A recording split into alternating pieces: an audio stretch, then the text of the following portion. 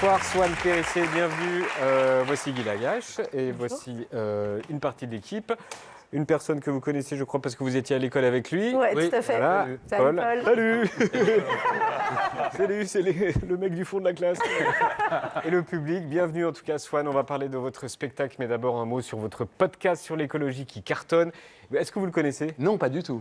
Ça s'appelle « Il n'y a plus de saison », voici les images. C'est sur scène. Il y a... Non, ça bouge, voilà. Il y a un décor. Vous recevez par exemple Camille Etienne, on la voit là. Vous recevez aussi Cyril Dion. Vous recevez Cécile Duflot. Vous recevez Hugo Clément ou encore Jean-Marc Jancovici. Et vous vous battez contre l'idée que les écolos sont tous rabat-joie et chiants. Ouais, c'est super. Est-ce que vous y arrivez? Oui, on dirait pas chez vous en tout cas. Mais oui, c'est important pour moi de montrer que les écolos sont en fait des bons vivants. Parce que j'ai l'impression que les écolos se battent pour que justement plus tard on puisse continuer à faire la fête, à rigoler, à picoler, à sortir au cinéma, etc. Et c'est le cas? Et oui, je pense vraiment que c'est des gens qui ont envie justement de maintenir un niveau de vie avec un peu de fun. Et j'en ai marre qu'on nous considère toujours comme nous les rabat-joie, alors que c'est peut-être les gens qui se cachent les yeux et qui vont avoir des conséquences dramatiques pour le futur de l'humanité qui sont les rabat-joie. Et j'ai pensé à ça en venant ici, je me suis dit, j'en ai marre que... Enfin, c'est comme si tu as une relation sexuelle avec quelqu'un qui te propose un préservatif. Soit tu dis « Ah, il est super rabat-joie », soit tu dis « Ah, c'est cool, il essaie de me protéger contre des MST ». Alors que si tu couches avec lui sans préservatif, eh ben, il y a un moment où tu vas dire « Ah, peut-être c'est un bon vivant » mais après, tu as la syphilis. Vous allez la trouver, cette comparaison. Vous êtes allé la chercher loin, vous êtes venu en taxi? Ouais, voilà, je me suis dit... Vous avez mis du temps, donc. C'est le débat court terme, long terme. Exactement, ouais. Morpion, pas morpion. Enfin, voilà, on peut continuer la métaphore. Ah, voilà, je la comprends, celle-ci. Alors, avant le podcast, vous avez fait le Tour de France en caravane. C'était quoi le but? C'était la grosse crise de la trentaine. J'ai vraiment craqué mon slipos, comme on dit. Ouais, en gros, je suis partie vivre 2 ans en caravane, ce qui est pas rien quand même. Et c'était pas du tout une caravane de voyage. 2 ans? Ouais, 2 ans, ouais. J'allais pas vite, ouais, pour des raisons de bilan carbone évidentes. Mais en fait, je suis allée chez mes abonnés pour les aider à mettre en place des initiatives écologiques et apprendre à bricoler avec eux et elles. Ouais. Et tout ça est sur YouTube et vous avez ce truc hallucinant, vous l'avez dit. Quand tu construis des toilettes sèches avec quelqu'un, tu deviens copain pour la vie. Ouais, bah en fait, et moi, ça, c'est vrai? ouais, en fait, j'y connaissais rien en bricolage et j'allais chez les gens et on disait ah, viens, on va faire une cabane avec des toilettes sèches. Et on disait oui. Et je disais tu sais travailler le bois. Et il me disait non. Et il me disait toi. Je disais non. Donc on apprenait en fait à se servir des scies, des perceuses visseuses ensemble. Ils fonctionnent les toilettes sèches? Ils fonctionnent, ouais. D'accord. Mais c'est vrai qu'il y avait des moments où on avait des ampoules au doigt, on avait fait n'importe quoi, tout s'effondrait et on se regardait et on se disait ah c'est tout ça pour que notre caca revienne à la terre. Est-ce que vous avez fait des toilettes sèches avec Paul Gasset? Non, il m'a jamais rempli le formulaire. Non, mais... Et la vie est encore longue. Alors, votre spectacle, il est en tournée. Vous l'avez joué au Palais des Glaces et vous le jouerez à nouveau en septembre au théâtre Édouard VII, une grande salle, Édouard VII. Ça s'appelle Calme, alors que j'ai l'impression que ça ne l'est pas du tout. Oui, c'est un spectacle qui parle de colère. Et calme, c'est vraiment la chose que je ne suis jamais, quoi. D'accord. Et donc, pourquoi vous l'avez appelé calme? Justement, c'est vraiment la petite contradiction, parce que moi, j'ai jamais été calme. Déjà, rien qu'au niveau de mon énergie sur scène, c'est tout sauf calme et apaisant. Et... Depuis quand vous êtes comme ça, pas calme? Depuis toujours, je pense. En fait, ça s'est un peu calmé avec le spectacle. En vrai, le spectacle qui vous a calmé? Oui, le spectacle m'a calmé. Le fait de canaliser ma colère et de donner un petit peu des solutions aux gens pour sortir leur colère de façon productive, ça m'a apaisée. Donc j'ai été en colère toute ma vie jusqu'à la première au Palais des Glaces. Ouais. Oui, c'est le truc qu'on dit toujours aux militants en plus. Calme-toi, il faut qu'elles se calment, les féministes, les écolos. Et... Exactement. Alors que moi, je pense beaucoup aux que... femmes. Ouais, beaucoup, vachement. L'hystérie, tout ça. Ouais, on parle... je parle alors beaucoup qu'on de ça dans le est spectacle. normal. Enfin merde, je comprends pas. Elle me calme. Mais oui, enfin, je comprends pas. Paisible. Ouais, en fait, moi, je parle beaucoup de colère féminine dans le spectacle. J'explique qu'en fait, la colère, elle doit être traversée, elle doit être exprimée, et qu'on nous a beaucoup dépossédés, nous les femmes, de notre accès à notre colère, en nous demandant d'être sages, discrètes, gentilles. On nous a éloignés peu à peu de notre accès à notre colère, et parfois même, cette colère, elle se transforme en honte. Oui, justement, ouais. Vous dites que ça permet de ne pas ressentir la honte, cette colère. En fait, ce que j'explique exactement, c'est que ce qui se passe dans ton corps quand tu es en colère, vraiment biologiquement, c'est que tu as un afflux sanguin dans les mains pour qu'elles deviennent très rapides et très efficaces. Je ne sais pas si vous avez très bien compris ce que je suis en train de vous dire là. Mais on a une espèce d'érection des mains en fait, et à la base, c'était fait pour...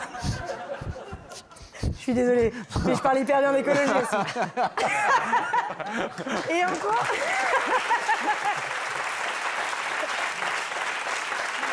Et j'explique.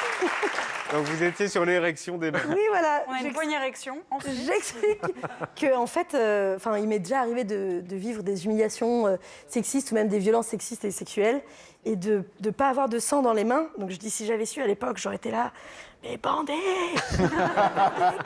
Pour donner des pignoles. J'explique que tout le sang, en fait, il n'était pas dans mes mains, mais il était dans mes joues. Et que la colère avait été remplacée par de la honte. Et je pense qu'il y a beaucoup de femmes, et sûrement beaucoup d'hommes aussi, qui ressentent ça régulièrement, qui n'arrivent pas à exprimer leur colère, et donc qui, à la place, ressentent de la honte. Et moi, je dis, énervez-vous un bon coup, ça fait du bien. Et est-ce que vous en parlez de toutes ces colères dans le spectacle, de Ouais. ces violences? Oui, bien sûr, ouais, je parle de ça. Au début, on dirait le début du spectacle, j'arrête pas de dire j'ai un problème avec la colère, j'ai un problème avec la colère. Et au fur et à mesure, j'explique qu'il y a des colères qui sont saines et qui sont légitimes, et que la colère, c'est pas forcément quelque chose de négatif. Ça peut être une émotion qui est empouvoirante pour amener les choses à bouger à l'extérieur de nous ou en nous. Dans le spectacle, je crois que vous parlez des hommes qui font du not all men. Ça Oui. consiste en quoi? Ce que j'explique, j'ai une grosse partie sur le consentement, où j'essaie de faire des blagues, enfin j'y arrive en vrai, mais je fais des blagues sur, je crois, je touche du bois, sur des sujets hyper délicats, du consentement, des violences sexuelles. Et par exemple, je raconte à un moment, j'espère que ça va être drôle, parce que sinon ça va être terrible, mais je vous jure que c'est drôle sur scène. En gros, je raconte qu'à un moment, je suis en train de... Attention, je parle beaucoup de cul, je préfère vous prévenir. Je raconte que je suis en train d'avoir une relation sexuelle avec un homme et que c'est la première fois qu'on couche ensemble, on est en plein acte. Je dis, on regarde tous les deux dans la même direction. C'est mon côté poète. Et je dis... Et là, je sens qu'il essaye de mettre quelque chose entre mes fesses. Et je fais... Bon... Et je me suis retournée et je vous jure, il a fait comme ça. Et je dis... J'essaye... Et ça a marché. Oui, j'essaye de faire des Ça a blagues. marché. J'essaye de faire des blagues là-dessus. Voilà. Je me souviens plus de la question, mais... Le Nottleman, le concept. Ah oui, not all men. Ah oui. Et donc je dis... Je me suis embrouillée. Oui, je dis que chez certains hommes, le consentement, c'est pas acquis. Et après, je précise, je dis chez certains hommes, vous avez entendu? Not all men, pas chez tous les hommes. Je dis oui, je le dis parce qu'après, sinon, je vais recevoir des messages. Oui, mais moi... Et après, je dis en général, tous mes haters, ils ont un tout petit PC comme ça. Ils font... Moi. Il y a 3 lettres sur le clavier. M-O-I. Moi. Bon, voilà, donc j'explique que le not all men, en fait, c'est quand on parle d'un problème de société, ramener à son histoire personnelle et dire moi, je fais pas ça, donc je veux pas en entendre parler, donc je suis pas d'accord. Alors qu'on peut avoir des alliés dans le féminisme.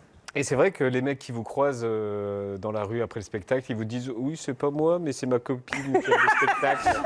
Alors, ils ne disent pas ça exactement, mais il y a beaucoup d'hommes qui sont super contents de me voir, donc ça se voit que c'est des abonnés. Et ils me disent « Ah, ça me fait risser !» Et je dis « Oui !» Et ils me disent « Ma copine, elle adore ce que tu fais !»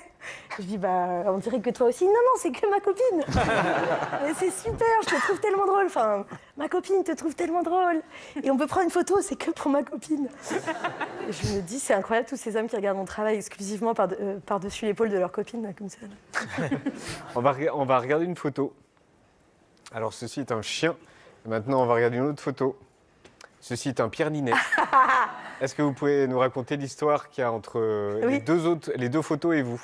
Non, je vais pas le faire comme ça, tout le monde va être là. Mais oui, en fait, j'étais au lycée avec Pierre Ninet. Et on était en Quoi, vous étiez au lycée avec Pierre Ninet et Paul Gasnier, Non, mais c'est et quoi Paul cette Gasnier, histoire? c'était plus tard, ouais. Ah, c'était plus tard. d'accord. Et en colo de ski avec Obama.